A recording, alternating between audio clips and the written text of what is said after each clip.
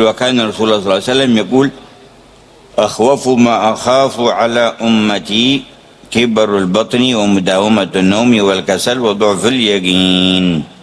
ورواه الدارقطني في الأفراد عن جابر بن عبد الله عن النبي صلى الله عليه وسلم أن هذا مما خافه على الأمة، أخوف ما أخاف على أمتي.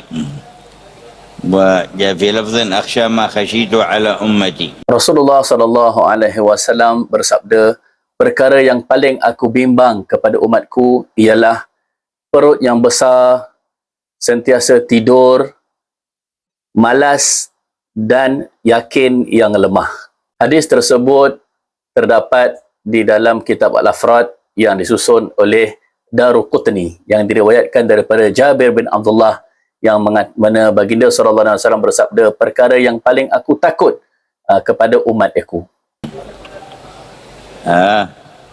كبر البطن ومعناه الانهماك في كثرة الأكل والشرب تجاوزا للحاجة وترفها حتى يستعبدون للشهوات وتكبر لذلك بطونهم. Perut yang besar bermaksud mereka tenggelam di dalam nafsu makan mereka. Mereka makan dengan begitu banyak, melampau daripada batasan yang sepatutnya, dan mereka bermewah-mewahan di dalam makanan mereka sehingga akhirnya mereka menjadi hamba kepada nafsu syahwat, nafsu makan mereka. Itu yang menyebabkan perut mereka menjadi besar. فهذا مما خافوا على أمته لأن أهل هذا الوصف يكونون من أقسى الناس قلوبا ومن أبعدهم عن الرب جل جلاله وتعالى في علاه.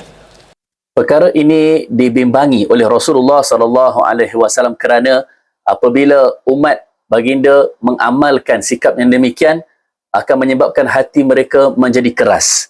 Dan bila hati mereka menjadi keras, mereka semakin jauh daripada Tuhan mereka, jauh daripada Allah Subhanahu wa taala.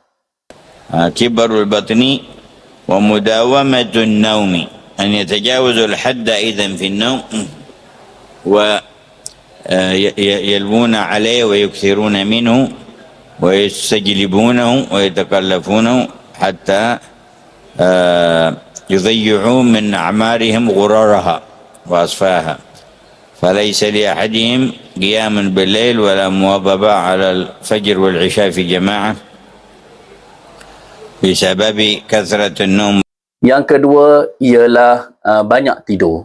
Banyak tidur di sini bermaksud apabila seorang itu suka tidur dan tidurnya itu melampau batasan, melebihi daripada kadar yang sepatutnya. Mereka bermewah-mewahan di dalam alat tidur mereka untuk memaksa tidur yang nyenyak sehingga mereka mensia-siakan umur mereka yang berharga. Sehingga kan disebabkan terlalu banyak tidur, maka tak ada bangun untuk solat tahajud pun tak ada, solat isyak berjemaah pun tak ada, solat subuh berjemaah pun tak ada. Maka itulah yang dimaksudkan dengan banyak tidur yang dibimbangi oleh Rasulullah sallallahu alaihi wasallam. وكذلك الكسل وهو التقاعس عن النهوض إلى الأمور المهمة والعظيمة والفتور عن القيام بالطاعات المفروضة والمندوبة. فالكسل مما استعاذ منه صلى الله عليه وسلم ما خافه على الأمة. وفي حديث أنه علمنا في كل صباح ومساء نقول اللهم إني أعوذ بك من الهم والحزن وأعوذ بك من العجز والكسل. Seterusnya sifat malas. Sifat malas itu ialah perasaan berat untuk menunaikan kewajipan dan tugasan yang diwajibkan kepadanya dan rasa berat untuk menunaikan ibadat ketaatan, sama ada ibadat sunat ataupun ibadat fardu. Maka sifat malas ini Rasulullah sallallahu alaihi wasallam sendiri berdoa minta perlindungan daripada sifat malas, dan Nabi bersabda bahawa Nabi bimbang kalau umatnya terkena dengan sifat malas ini. Diriwayatkan bahawa Nabi sallallahu alaihi wasallam setiap hari berdoa minta berlindung daripada sifat malas ini. Setiap pagi dan petang, antara zikir yang dibaca oleh Nabi SAW ialah, Ya Allah, aku mohon perlindungan denganmu Ya Allah daripada kesedihan, kerunsingan dan lemah dan sifat malas. Itu doa Nabi setiap pagi dan petang. وضعف اليقين سبب الهلاك الأكبر والإضاعة لأمر الدين. ضعف اليقين وقلة الإيمان، ضعف الإيمان والعياذ بالله تبارك وتعالى. Seterusnya adalah keyakinan yang lemah. Keyakinan yang lemah ini bermaksud lemah imannya. Maka iman lemah ini ataupun keyakinan yang lemah ini adalah punca kehancuran seseorang. Itulah perkara yang dibimbingi oleh Rasulullah SAW kepada umatnya.